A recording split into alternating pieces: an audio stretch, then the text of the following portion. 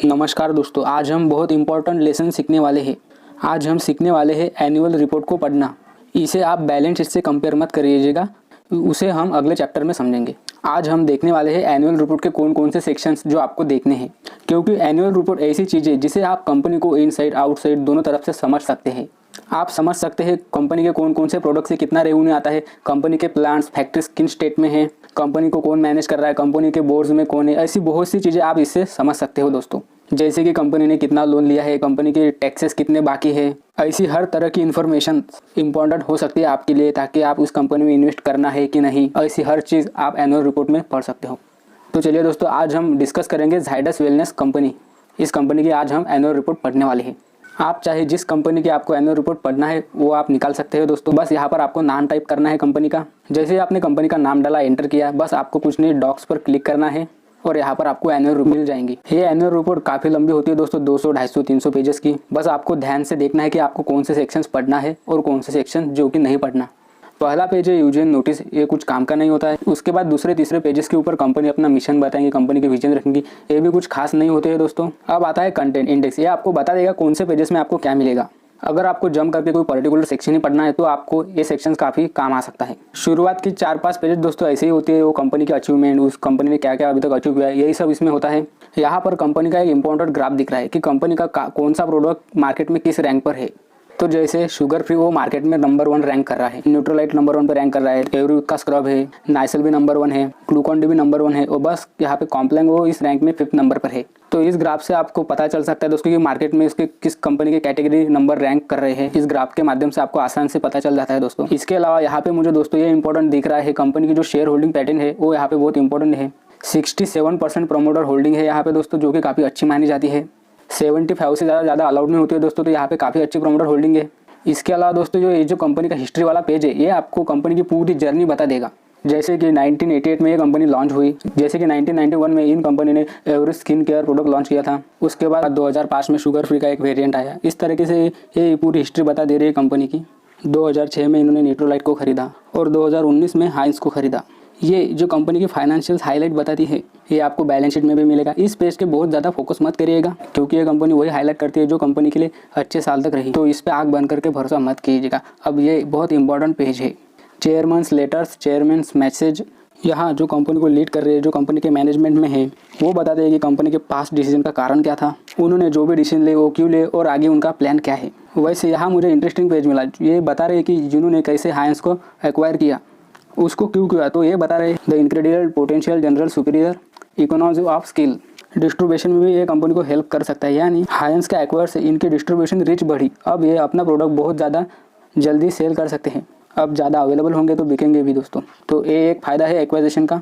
तो इस तरह की कंपनी की इंपॉर्टेंट इन्फॉर्मेशन, कंपनी ने जो किया वो क्यों किया, वो आपको कंपनी के चेयरमैन्स लेटर में मिल जाएगा। इसके अलावा यहाँ आप देख रहे हैं कंपनी के प्रोडक्ट, नाइसिल हो, ग्लूकॉन डी हो, कॉम्प्लान हो, शुगर फ्री हो, न्यूट्रोलाइट, ये कंपनी का प्रोडक्ट बास्केट है। इससे दोस्तों आपको हेल्प हो सकती है इस कंपनी में इन्वेस्ट करना है कि नहीं, कंपनी के प्रोडक्ट आपको पसंद आ रहे हैं कि नहीं। यहाँ वो रीजनिंग दे रहे हैं कि एक्विजिशन से क्या क्या फ़ायदे हो रहे हैं, अच्छे ब्रांड्स से टैलेंट इंप्रूव होगा, मार्जिन बेटर मिलेगा। ऐसे ही बहुत रीज़न इन्होंने दिए हैं कि कंपनी ने क्यों इस कंपनी को एक्वायर किया। ऐसी कंपनी की जो कंपनी हमसे बड़ी थी, यानी जायडस वेलनेस से भी बड़ी कंपनी को इन्होंने एक्वायर किया दोस्तों। एक बड़ी कंपनी थी हाइंस, इसके पास ग्लूकॉन डी, नाइसिल, कॉम्प्लान जैसे काफ़ी बड़े ब्रांड थे, और उससे छोटी कंपनी यानी जायडस ने इस कंपनी को, हाइंस को, बड़ी कंपनी को एक्वायर कर लिया। इस सेक्शन से आप जायडस वेलनेस के बारे में सब कुछ जान सकते हैं। इससे आप जान सकते हैं कि कंपनी का मिशन क्या है, इस कंपनी ने कैसे अपने प्रोडक्ट लॉन्च किए, कंपनी का प्रॉफिट कैसे बढ़ता चला रहा है, इनकी डिस्ट्रीब्यूशन स्ट्रेटेजी क्या है, आगे फ्यूचर में कंपनी क्या सोच रही है, आगे चलकर इनके क्या प्लान हो रहे हैं। बहुत सारी ऐसी चीज़ें आप दोस्तों सिर्फ एनुअल रिपोर्ट पढ़ के जान सकते हो।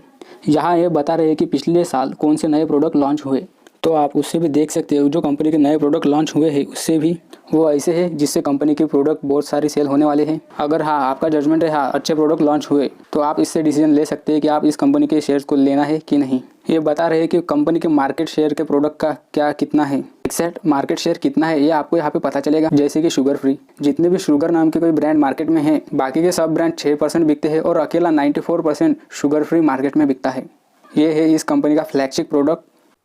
Scrub 32%, top mask again 85%, Glucon D में 60% मार्केट शेयर है। सिर्फ कॉम्प्लान को छोड़ के ज़्यादातर प्रोडक्ट ऐसे हैं जिनका मार्केटिंग शेयर डोमिनेटिंग प्रोडक्ट है। तो इससे भी आप डिसाइड कर सकते हैं कि इस कंपनी में इन्वेस्ट करना है या नहीं। ये इंपॉर्टेंट सेक्शन है जहाँ ये बता रहे हैं कि हम अपनी इंडस्ट्री के बारे में क्या सोचते हैं। जैसे कि ये सोचते हैं कि लोगों की डिस्पोजेबल इनकम बढ़ रही है, इनकम बढ़ रही है तो हमारे प्रोडक्ट ऐसे है जैसे कि लोग उसे खरीदेंगे। भारत की पॉपुलेशन बढ़ रही है, जीएसटी से फायदा मिला जो रेट केट्स हुए, ई कॉमर्स बढ़ रहा है, तो बहुत सारे ऐसे रीजन बता रहे हैं कि इनको लगता है कि इनके प्रोडक्ट और ज़्यादा बिकेंगे। अब इस पेज में ये अपने ब्रांड के बारे में डिटेल बता रहे हैं। जैसे अगर आपको जानना है कौन सा ब्रांड प्रीमियम है, कौन सा मास है, क्या यूएसपी है उस ब्रांड की, क्या फ्लेवर्स में है, यहाँ पर कंपनी के पूरे ब्रांड की डिटेल है ताकि आप कंपनी में इन्वेस्ट करने से पहले कंपनी को पूरा इनसाइड आउटसाइड समझिए। हर वो डिटेल जो आपको ज़रूरी है वो आपको एनुअल रिपोर्ट में मिलेगी। मैनेजमेंट डिस्कशन एंड एनालिसिस ये एक सबसे इम्पोर्टेंट सेक्शन में से एक है।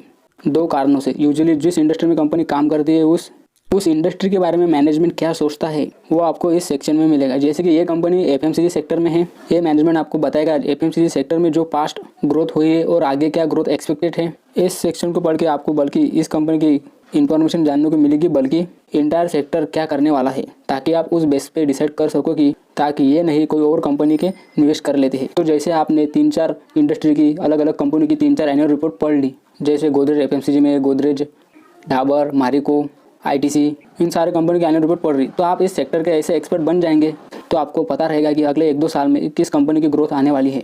बहुत ज़रूरी सेक्शन है उसका एक कारण। उसका दूसरा कारण ये भी क्यों एफएमसीजी सेक्टर एक क्यों ज़रूरी है, और वो कारण है रिस्क। यहाँ पर कंपनी आपको ये बताती है कि अभी तक आपने कंपनी के एनुअल रिपोर्ट में देखा कंपनी अपनी तारीफ कर रही होती है या कंपनी अपनी अचीवमेंट बता रही होती है।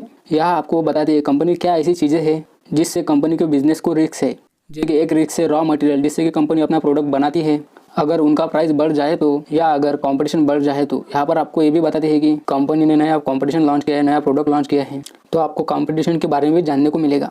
लिटिगेशन, यहाँ पर आपको बताया है कि कंपनी के ऊपर कोई कोर्ट केस चल रहा है क्या, या कोई इकोनॉमी स्लोडाउन आ सकता है क्या। ऐसे हर तरह के वो रिस्क जिससे कंपनी का बिजनेस को अफेक्ट हो सकता है वो आपको जानने में हेल्प मिलेगी इस सेक्शन से, और इससे पता चलेगा कि किन फैक्टर्स पे कंपनी बहुत ज़्यादा डिपेंडेंट है।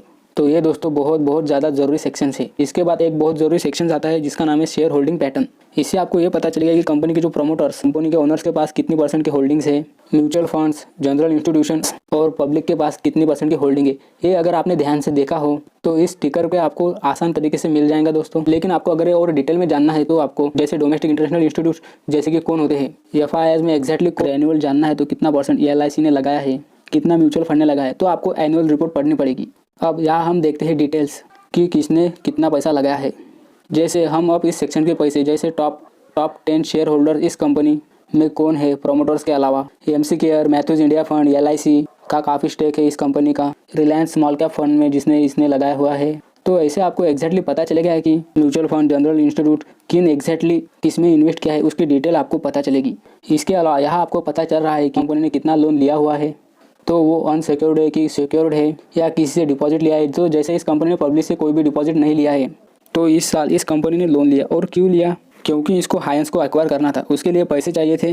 तो पिछले साल के मुताबिक इस साल कंपनी के ऊपर कर्जा काफ़ी बढ़ गया है। यहाँ पर आपको पता चलता है कंपनी को जो लोग मैनेज कर रहे हैं, एमडी, सीईओ, मैनेजर, जैसे इस केस में सीईओ, वो कितनी सैलरी लेते हैं। तो सीईओ कंपनी के वो लगभग सैलरी लेते हैं 3.25 करोड़ रुपये। ये जो 3.25 करोड़ रुपए है, इसको ध्यान रखिएगा, जो गवर्नमेंट में एक सीलिंग डिसाइड कर रखी है। तो कोई भी कंपनी अपने नेट प्रॉफिट का 10% से ज़्यादा किसी मैनेजर को या किसी सीईओ को दिया नहीं जा सकता। उसके हिसाब से यहाँ पर सीलिंग है 4.25 करोड़ के आसपास, यानी उसमें से 3.25 करोड़ रुपए ही सीईओ ने लिए हुए हैं, जबकि इन्होंने लिए 7% के आसपास, जो कि हायर है। इतनी नहीं होनी चाहिए। यूजुअली 3-4% हो या उससे कम हो तो बेटर मानी जाती है। यहाँ पर यह बताया जा रहा है कि बोर्ड के लिए मीटिंग्स में कितनी फ़ी दी गई हुई है, तो आप ये चेक करेगा ये रीजनेबल है ना। कंपनी के बोर्ड मीटिंग में आने के लिए किसी को 1-1 करोड़ रुपए दिए जा रहे हैं।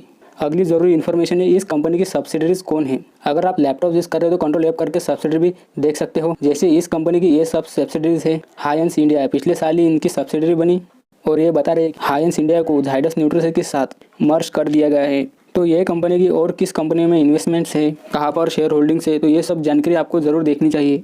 इसके अलावा एक और ज़रूरी चीज़ होती है कंटेंजेबल लायबिलिटीज़ क्या होती है। कंटेंजेंट लायबिलिटीज़ का एक एग्जांपल आप ये समझ लीजिए कि एक ऐसा पैसा जो शायद ही आपको किसी को देना पड़ सकता है, या फिर ऐसा कोई होने वाला नुकसान जो कंफर्म नहीं है लेकिन हो सकता है। मान लीजिए अगर कोई कोर्ट केस चल रहा है, अगर वो कोर्ट केस आप अगर हार गए तो आपको किसी को 2 करोड़ रुपए देने होंगे, तो ये आपके लिए कंटेंजेबल लायबिलिटीज़ हुई।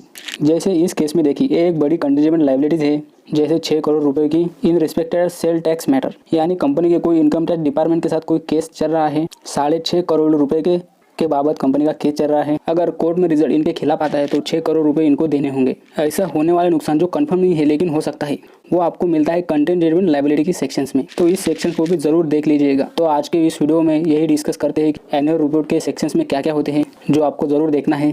तो आप अगर इसी तरीके साल भर इन्वेस्टिंग सीखना चाहते हो तो दोस्तों हमारे चैनल को सब्सक्राइब कर सकते हो। और मैं उम्मीद करता हूँ दोस्तों आपको ये वीडियो पसंद आया होगा। प्लीज़ इसे लाइक करना मत भूलिए। धन्यवाद।